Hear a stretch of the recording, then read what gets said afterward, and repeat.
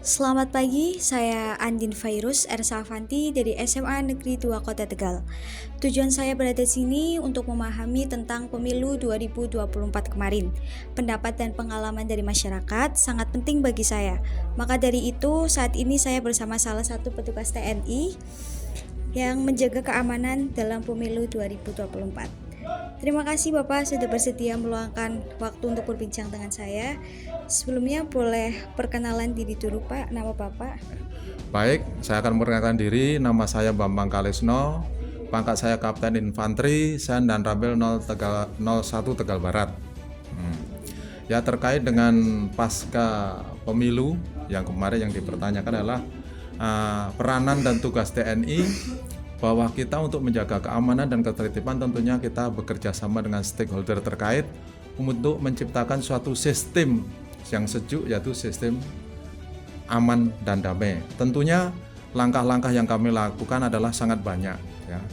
Kita harus banyak koordinasi dan komunikasi dengan instansi-instansi terkait atau stakeholder untuk antisipasi apa yang mungkin muncul dan apa yang akan timbul. Karena kita sudah punya peta-peta politik, kerawanan-kerawanan ataupun peta politik di mana pendukung ataupun massa yang ada di wilayah tersebut.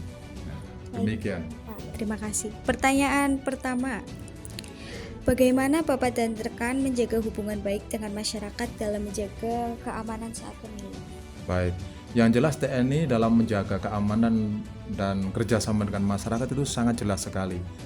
Koramil ini punya tugas adalah untuk menjaga konduktivitasan di wilayah, yaitu dengan potensi-potensi terkait, terutama dengan masyarakat setempat.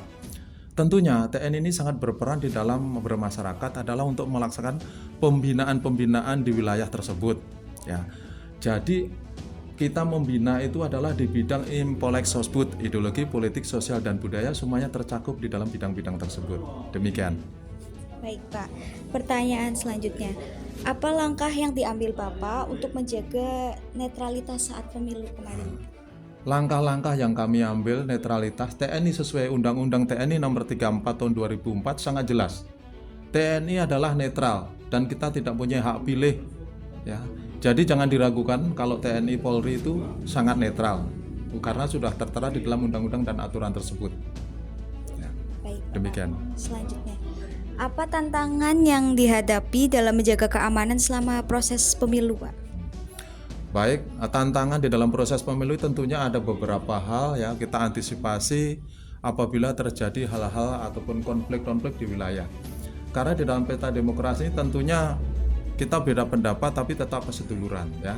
Kita boleh berbeda pendapat tapi tetap jaga kerukunan. Itu yang selalu kami sampaikan kepada masyarakat dan saudara-saudara kita, bahwa pesta demokrasi itu setiap tahun 5 tahun sekali akan dilaksanakan. Boleh beda pendapat tapi jangan merusak paseduluran. Itu langkah kami. Baik, Pak. Selanjutnya, strategi apa yang digunakan untuk mengantisipasi potensi konflik secara pasca pemilu di daerah rawan ketegangan politik ini, Pak? Pasca kita untuk mengantisipasi, kita harus ada punya mitra-mitra karib yang ada di wilayah tersebut untuk mengantisipasi gejolak-gejolak ataupun hal-hal yang menonjol di wilayah, sekecil apapun dilaporkan kepada pimpinan supaya untuk mendapat mengantisipasi hal-hal yang akan mungkin timbul. Demikian. Dan bagaimana Bapak dan rekan Bapak mengevaluasi efektivitas peran dalam menjaga keamanan pemilu 2024? Yang jelas ya, evaluasi ini di dalam pemilu 2024 sangat jelas sekali. Ya. Terciptanya pemimpin berarti sudah kesuksesan atau keberhasilan kami di dalam melaksanakan pengamanan ya. Karena evaluasi ini kan harus perlu dikaji ya, dari awal pentahapan-pentahapan ya sampai dengan terpilihnya pimpinan tersebut. Apabila tidak ada ekses, itu adalah merupakan suatu keberhasilan kita di dalam melaksanakan pentahapan keamanan. Demikian. Baik Bapak, terima kasih banyak Pak atas waktu dan dedikasi Bapak dalam menjaga pemilu 2024. Kami sangat mengapresiasi tugas yang Bapak jalankan. Semoga pemilu tahun berikutnya berjalan lancar dan sukses. Harapan kita bersama. Terima kasih. Selamat pagi, saya Afif, saya dari SMA Negeri 2 Tegal. Tujuan saya berada di sini adalah untuk memahami tentang pemilu 2024. Pendapat dan pengalaman dari masyarakat sangat penting bagi saya. Maka dari itu, saat ini saya bersama salah satu dari banyaknya masyarakat yang akan berbagi pandangan terkait pemilu. Sebelumnya Bapak bernama siapa? Nama saya Agung Subekti. Kebetulan di sini warga mempercayakan saya sebagai ketua rukun warga ya maksudnya, yang mana biasa disebut ketua RW begitu. Oke, sebelumnya saya izin duduk dulu ya Pak. Ya, silakan.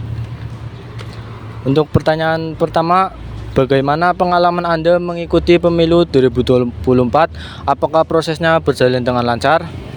Siap, sangat lancar sekali dan baik. Lanjut ke pertanyaan kedua. Menurut Anda bagaimana pelayanan di TPS yang Anda kunjungi kemarin?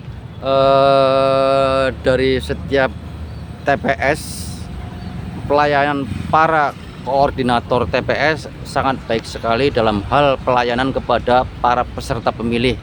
Walaupun kadang ada sedikit kendala, tapi itu sudah bisa terselesaikan dengan baik. Menurut Bapak, apa langkah yang perlu diambil pemerintah untuk memperkuat demokrasi di Indonesia? Langkah yang diambil oleh pemerintah dalam hal kaitannya dengan demokrasi di Indonesia itu harusnya bagaimana caranya mendidik para panitia pemilu agar para peserta pemilih dalam hal pemilih itu bisa berjalan dengan kondusif, yang akhirnya bisa menciptakan yang demokrasi tersebut. Pertanyaan keempat, saat mendengar berita hoaks terkait pemilu sebagai warga negara yang taat pada aturan, Bapak menanggapi berita hoaks tersebut bagaimana?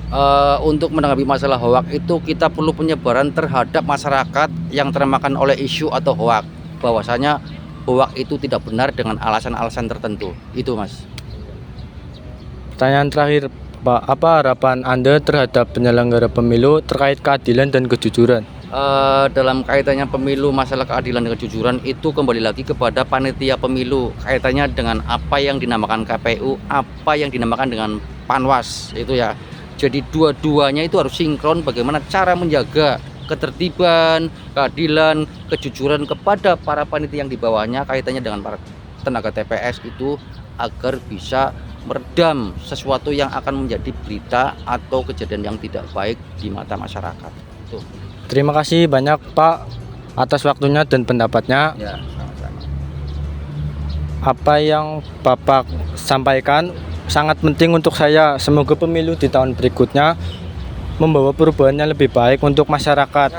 Sekali lagi terima kasih Bapak. Sama-sama. Sekian laporan dari saya, Afif.